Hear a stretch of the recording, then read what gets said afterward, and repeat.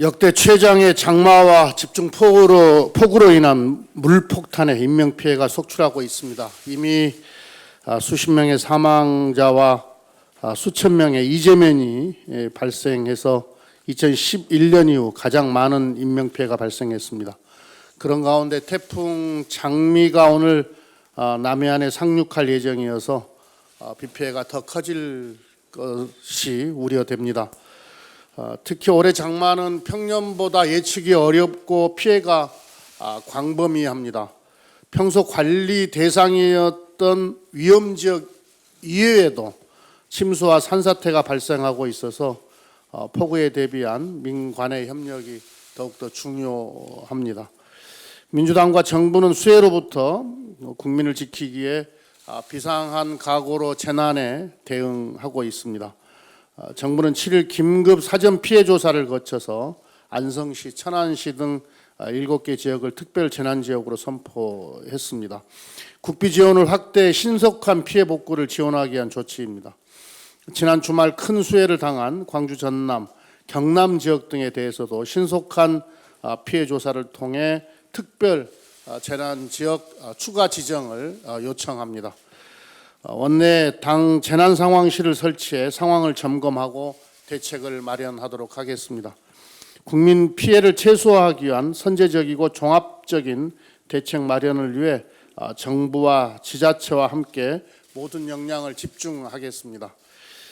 국회 차원에서도 오늘 행안위 현안보고를 열어서 피해 및 대응 상황을 점검하고 대책을 논의합니다. 또한 수해를 국민과 함께 극복하기 위해 당 소속 의원 전원이 휴가를 반납하겠습니다. 그리고 의원들은 국회와 지역위원회별로 현장에서 대기하면서 피해 상황을 점검하고 수해 복구를 지원하도록 그렇게 하겠습니다. 부동산 관련해서 한 말씀 드리겠습니다. 저희 민주당과 정부는 확고한 원칙을 가지고 부동산 정책을 일관성 있게 추진하겠습니다. 수요관리와 공급 대책을 동시에 마련한 8.4 종합부동산 대책이 시행되고 있습니다. 이번 종합대책으로 과열된 매매 시장은 진정될 것이고 연말까지는 전월세 시장도 안정될 것으로 예측합니다.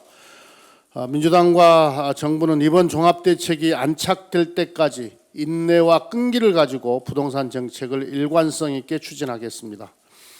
가짜뉴스 유포와 같은 시장 교란 세력의 저항에 후퇴하거나 흔들리지 않겠습니다.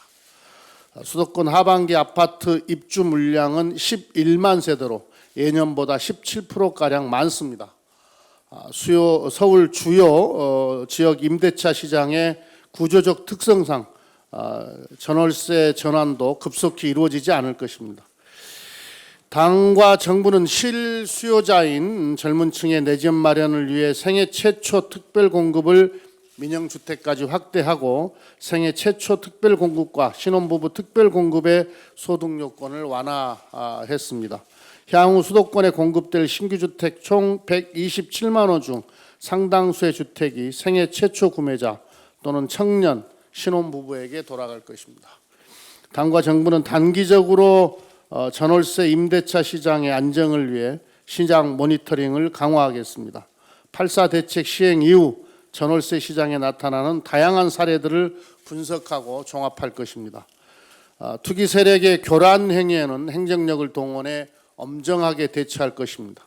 이 과정에서 선의의 피해자들이 발생한다면 구제할 수 있는 충분한 보완책도 함께 마련하겠습니다. 주택담보대출 금리와 연계하여 전월세 전환율을 조정하는 등 전월세 전환을 최소화하고 전월세 전환으로 인한 부담이 임차인에게 전가되는 일이 없도록 당정 간 협의를 거쳐서 보완책을 마련하겠습니다. 부동산 정책은 정쟁의 대상이 아닙니다. 전 세계가 초저금리와 사상 최대의 유동성으로 인한 자산 거품으로 몸살을 앓고 있습니다. 주요 선진국들도 강력한 부동산 수요 억제 정책을 추진하고 있습니다. 부동산 안정화 정책의 성공을 위해서는 정부와 정치권, 경제 주체들 간의 협력이 필요합니다.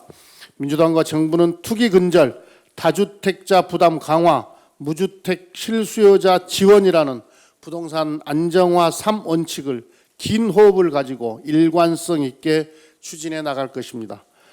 야당도 근거 없는 무책임한 주장으로 시장 불안을 자극하는 발언을 자제하고 세입자 보호 등 서민을 위한 주택 정책 마련에 협력해 줄 것을 요청합니다.